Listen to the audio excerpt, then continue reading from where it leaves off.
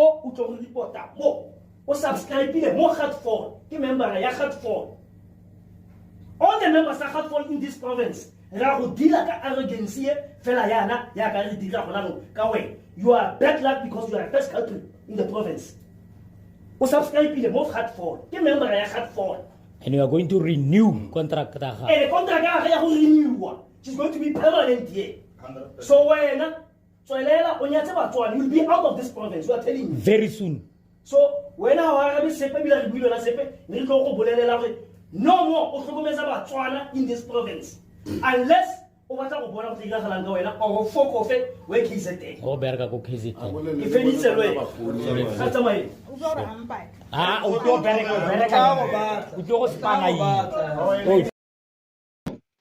Kumo kumakarapa amataqonsele etshebeni yilephu saqandula Inama mixed emotions with this. Angazi ukuthi ayikho vele conversation nje engakhulunywa ngaphandle kokuthi uthi umuntu akabuyele kubo. Kubo. I mean, guys, have we gone this far ekuthenini umuntu sethe kubo South Africa kuthiwa akabuyele kubo KZN? Ayibo. Ayikho conversation nje manje esingakhulunywa as normal people. Singaba ama-tribalist. Like kwenzakalani vele kanti? Uyabona into engiyithande kakhulu kule video. What I liked about this video is that it is posted by same Hartfall le okuyona ekhuluma la. I don't know ukuthi bengiqanga uyazi ukuthi khona kuthiwa eHartfall. It's my first time hearing about it. But what I can say is le video by posting ngendlela mhlawumbe if it was posted by omunye umuntu bese mhlawumbe there are parts which ayikhathile mhlawumbe ezivunayo nofaka lezi ezivunayo yena. I understand a lot. But now ipostiwe ipostwe yibo abantu beHartford bayiposta ngalendlela. Mina I didn't hear a single word from the lady. I'm not sure whether umZulu ngempela or kwenzakalani noma obviously I don't know. Yes. Njengoba bethi ubuyela kini KZN Yes. Usually esengiyasho nje ukuthi kusasa isingaqhamuka inkulumo kuthiwa ngakuyena umZulu. Sengisho ukuthi ayinto esingayiphika ngoba vele there's no single word ayikhiphile sizwile from yena. So into esizile sizwe i-members eHartfall. Okay, ake sila igama elithi Hartfall, igama le-Afrikaans ngicabanga ukuthi lisho ukuthi fed up, ukukhathala, ngikhathele or something efana naleyo. It's an Afrikaans word, but bona bathi balwela abatswana. Balwela abatswana ngegama le-Afrikaans. First thing, ulwela abatswana ngegama le-Afrikaans, Hartfall. Okay, use Northwest nilwa nomuntu owumZulu lithi akabuyele back eKZN. Arrogance yakhe what asazi ngalo arrogance yakhe. But I mean it makes sense ngithi. Basebenzisa igama lale Afrikaans ukulwa and they are behaving ngokuba racist. Futhi obvious bona bazibona ukuthi bangcono. Ngani ngokusebenzisa igama le-Afrikaans uzibize ngalo ungcono. Kodwa uthulwela abantu bakini ulwela abatswana ngegama le-Afrikaans ulwa nomZulu. Engabe uHartfall yena lo mnikazi waleli gama leli ngoba kuyena umuntu ongenwa la umZulu umuntu wala. Okay, nganixoxela istory nje simple. Mina njengoba ngungcebo nje sengihlale nenhlobo eziningi zabantu. Ngiphilile namaXhosa, ngiphile nabeSuthu, ngumZulu, mawami umSuthu, ngihlalile eEastern Cape, ngihlalile eFree State, ngihlalile eKZN. I spent 7 years eMatatiele, I spent 10 years eFree State. KwaZulu Natal manje. Uyabona there is this hate kwezinye inhlanga when it comes to amaZulu. Yeah. So lento fanele understand, but into ngizwa kuthiwa amaZulu ama-tribalist.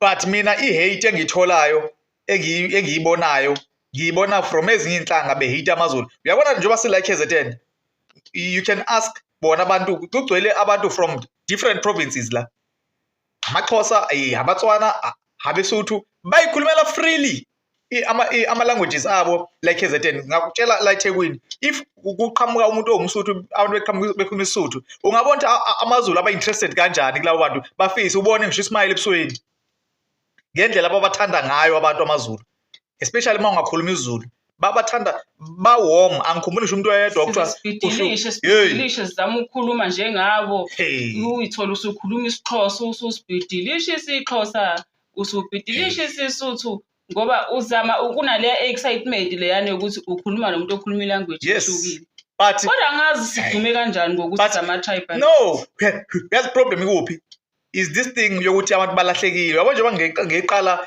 ngale language njengoba besebenzisa igama elithi Hatfall kodwa bathi balwela abaTswana iqala lapho amaZulu abantu abayithandayo ilanguage yabo noma beya kubo uthola umZulu ekhulumela isiZulu sakhe so the problem ilapho ke kulabanye abantu balamanye ama language babone ngathi amaZulu arrogant because bekhuluma ilanguage abafuna umZulu akhuluma iEnglish of which is which iEnglish akulona ulimi lethu akulona ulimi la eAfrica kodwa manje nifuna umuntu ukuze accommodate nina akhulume iEnglish why yeah vele even that's the problem even ema groupini even in places of work baya complain about amaZulu they don't want to accommodate amanye ama languages stubborn thina that's patriotism we always speak uthanda ulimi lwakho asifuni ukukhuluma bathi kumele sikhulume isingisi ukuze sizozwana sonke ungasikhulumi lesi singisi uqhubeka nesizulu sakho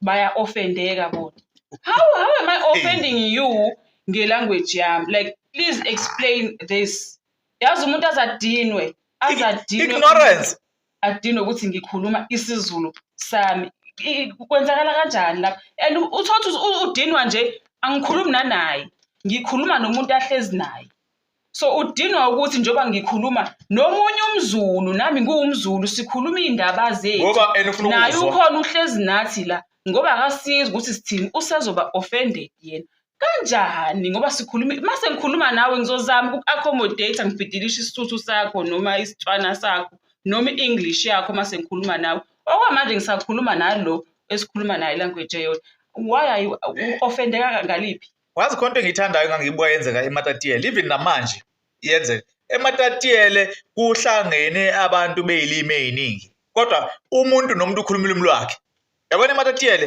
ufica umSuthu ukhuluma isiSuthu ufica umXhosa ekhuluma isiXhosa ufica umZulu ekhuluma isiZulu bayezwana bonke labo bantu bekhuluma ama languages are different kodwa bayezwana yekho uthi hey wena umusu ukhulumile ukuze no umuntu nomuntu ukhuluma language yakho kodwa bayezwana yini ukufundiseka uku-understand ukuthi we must know all these languages you must understand them manje wena mazofuna ukuthi uku-accommodate wena umuntu akhulume i-English usomlungu wena awufundi ngani uku-understanda isiZulu ukuze ukwazi uku-understand uma ekhuluma isiZulu unayo umZulu afunde uku-understand isiSuthu ukuze akwazi ngale ngathi ukhuluma nami wena uzokhuluma nami ngesisuthu sakho bese ngiyakutshela ukuthi hayi ngiyezwa lapha nalapha kodwa lapha ngiyadideka bese uyangichazela nami ngikhuluma isiZulu sami bese uyasho nawe ukuthi hayi lapha nalapha ngiyadideka kodwa lapha ngizwile sesiyafundisana lapha isiXhosa isiSuthu nesiZulu manje mase sikushiyo kwethu sesikhuluma isangesi ke manje so fundisana kanjani lama languages lawo webafowethu beHatfall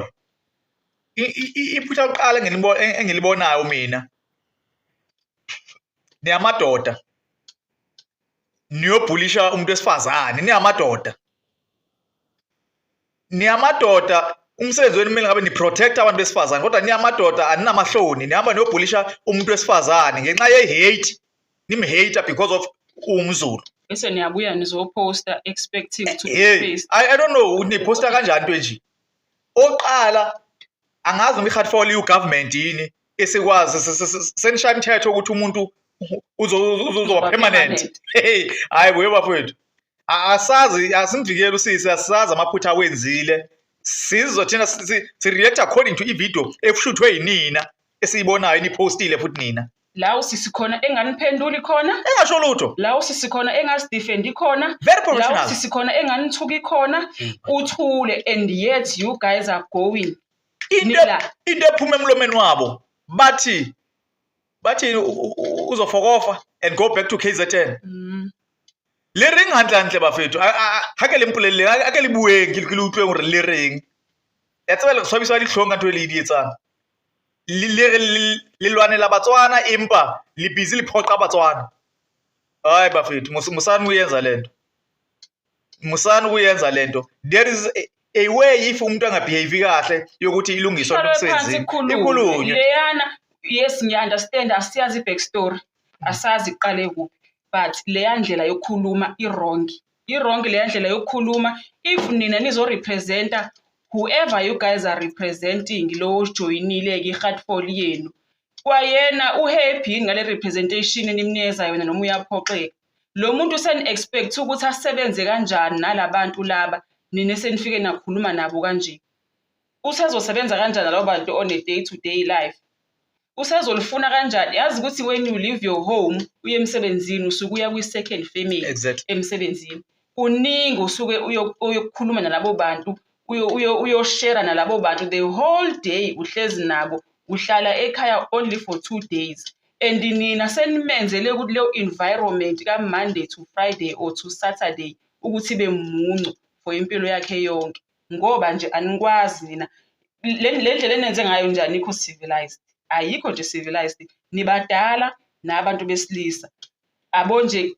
actually abantu besilisa babehave ngendlela behave ngayo usually inhlezi nithuka thina abantu besifazane sibehave kanje aya owente engayazi hey as even uzobabehave so abafazi it's like say we insult yes what the hell is that ngisho lesifazana abayenzi leyanto amahloni okuwese nithi nilwela Abatswana nilwela Abatswana against amaZulu according to ivideo le which means nithi akabuyela akafuck off she must fuck off ahambe KZN tshwantsa fuck off atsamaya ehabo KZN o sebetsa teng lisho jwalwa ke what does that mean niyambandlulula ngoba nakwe umZulu akahamba amaZulu ufana ohlala KZN thina if like KZN city asifuni Batswana enye into ngibona ngathi le ndaba le ye tribalism ibilo kuyikhonjwa emazulwini ayikhona ngathi iphendulelwe iwezinye indawo mina kade sengizi ngeexperience lezinto ngizibuka ngikhula ngize kube namhlanje but selo ngafika la KZN ngiziboni lezi zinto zenziwa amaZulu lezo kuthiwa amaZulu azenza so siyazenza kodwa amaZulu are very accommodating angitshela kahle kabi mina ke umuntu engihambe ngahlala endaweni eningi kodwa nje angazi mina ngakubona lokho kwenzeka ngihlezi ngizwa ngendaba nje ukuthi thina siyabandlululana amaZulu yabandlulula kodwa ngaze ngakubona kunaloko sibona bona laba babosi babona manje umZulu ithandela isiZulu sakhe ebungene mhlukanise naloko nani thandani isitswana senu nithanda isitswana niphila isitswana ngabe ngiyaunderstand uma nithi usisi akabafuna Abatswana abe ngiyezwa nakhona musana ukuthi ke ni bracket amaZulu akhulumani ngosisi yedwa ukuthi usisi wenza nje le ndaba ukuthi nibhanqe indaba ye KZN nanantu akahamba ayikhona kwenzakalani i-country we are one country niqale ngokuthi lokuthiwa axoshwa abantu bangaphandle manje sesenihlukanisa ukuthi nangama province ke manje kahle mbo sasala bonke le nto esiyibona uGat4 nobani laba so bese sizokuthiwa ama political parties azongenela ukhetho. Can you imagine mangathi iKZN mangathiwa ke le KZN okuthiwa sisakabuyele kuyona iyakuvusa ukuhlanya kwayo lokehlezi isolwa ngapha ithi ongayena umZulu Gat4 kungenzakalani ngalelo langa lelo ngoba most yabantu basukile endaweni zabo bazosebenza la eKZN hayibo kungenzakalani hayi bafethu ngeke shema ayineke nibehave sokuyilwana ngifuna ukunikhohlisa mina hayi anibehave nje wabantu abaphilayo ngiyena umuntu ayikho umuntu obehave kanje hayi ngisho isilwana asidle hayi asivale hey Gat4 hey man alilungiseni lapho man bale nto yangijulukisa nje Gat4 nami ngale video man hayi sevala masegoqa manje lungisani bafowethu sort yourself out bafowethu hayi khona not ngalendlela